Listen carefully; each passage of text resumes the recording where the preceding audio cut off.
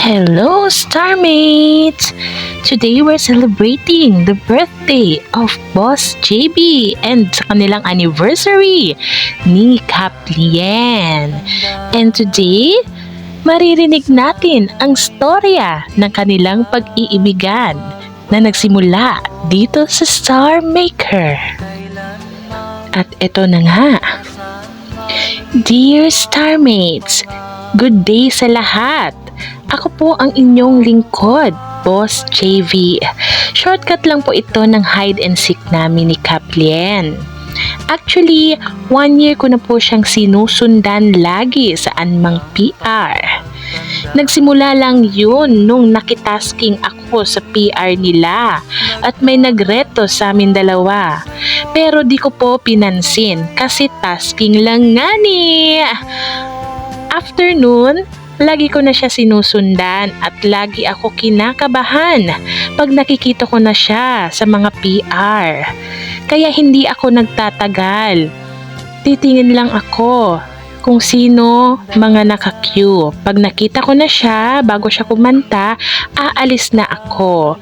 1 year po na ganun ang routine ko sa amin dalawa. At ito na, birthday ko nung 2024. Tasking lang ulit.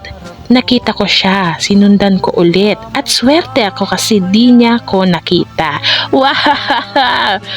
Tagumpay ang pagsunod. Nakita ko siya, naka-queue bago kumanta, umalis ako. At sa 2024, September 7, nakitasking ulit.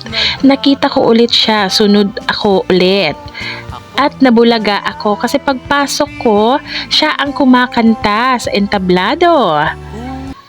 At shout out pa niya ako. Sa gulat ko bigla akong tumalon. Sabi ko, aray mo, nahuli na ako. At dun na nga nagsimula ang shotgun at palakol ng gabing yun. So, ano pa ba ang gagawin? Kundi ikanta na din ang sarili ko, pero di ko naman inaasahan na aayon sa akin ang panahon. At oras na yun, kaya ito kami ngayon ni Kaplien. Yan po ang unang kabanata. Idudugtong nyo na lang yung kwento ni Kaplien. Salamat guys.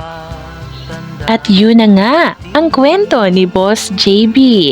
So handa na ba ang lahat para marinig ang kwento ni Kaplien? At ito na nga, makinig at kiligin sa kwento ni Kaplien. Dear Starmates, hello po sa lahat. Ako nga pala si MKC, in short, K. Lien. Nais ko lang po ibahagi kung paano ko ginayuma, tinakot, charot, tinanan si Boss JB na siyang hobby labs ko ngayon, bukas at forever ko. Hide and seek, ang kwento ng love story namin ng boss ko na to. Hay na lang! At dito na nga po nag-umpisa.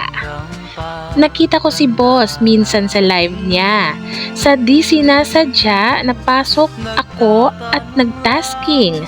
Aba, nung unang titig ko sa mata ng boss na to, nag-spark ba nga ni? Ay, ang puso ko. Na love at first sight ba? Katanda ko na nakaramdam pa ako nito. Si Christina! Dali-dali kong stock account niya at napangiti nga ni kasi single and available. Available siya. Ready to taken ko pala. Alam nyo ba guys, lingid sa aking kaalaman, mas malala pala siya dahil 1 taon niya na pala akong binabantayan. Hide and seek niya nangyari. Niwala nga chat na nangyari sa amin. Nakontento na lang sa ligaw tingin ba. Isang araw, bigla ko na lang siya napanaginipan. Ganda ng ngiti. Kaso, di ko man alam yun. Nasabi ko din sa Papa God, Give me a sign, please. Kung makita ko siya, aamin ako sa kanya. Bahala na. Tatanan ko agad siya. Sa hirap ba?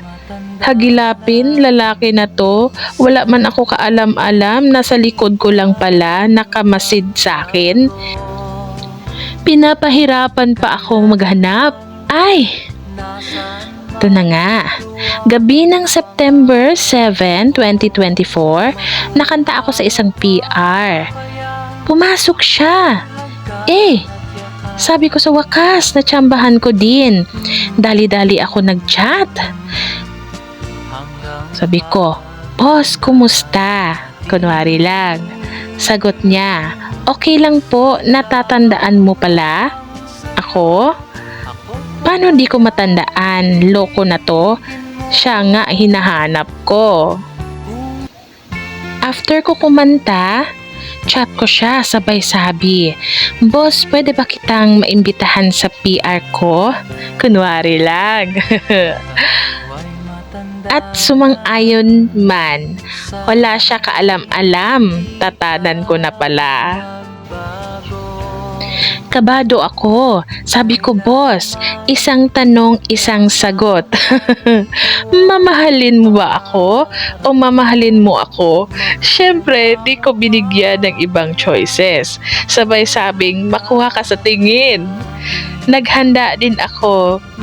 Samurai, espada, shotgun, walang kawala. At ito na ang kasagutan ni Boss. Alam mo, Kap, may sasabihin din ako eh. Kilig ba? Matagal na kitang sinusundan. Mahal na nga kita nun pa. Ay! Ako naman kinilig sa sagot niya. Puso ko lakas ng kabog. Wah! Sarap pa rin talaga marinig sa ears ang aminan ng feelings. Haha, Christina, puso mo, behave. Mahaba na ata. Basta ako na nagtanan sa kanya. Isang paraan lang ginawa sa kanya. Tinakot ko na. Happy birthday, boss. Habi ko, thank you so much for choosing me to spend your life with. Happy anniversary to both of us, celebrating another year of love, trust, and togetherness. Thank you for being my partner, my support, and my greatness blessings.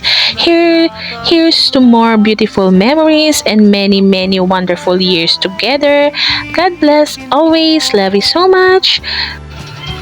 More toyo, suyo sa atin, boss. At doon na nga nagsimula ang kanilang hide and seek love story.